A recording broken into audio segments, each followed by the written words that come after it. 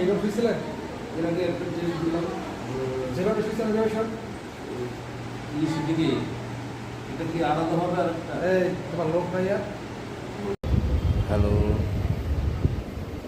বন্ধু বান্ধব যারা সুপরিচিত আত্মীয়স্বজন আছেন সবাই আশীর্বাদ করবেন। আজ সকালে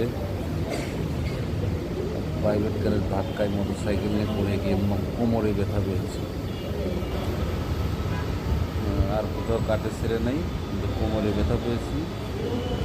এখন ঢাকা 14 নম্বর মার্কস মেডিকেল কলেজ হাসপাতালে ভর্তি আছে। যন্ত্রণা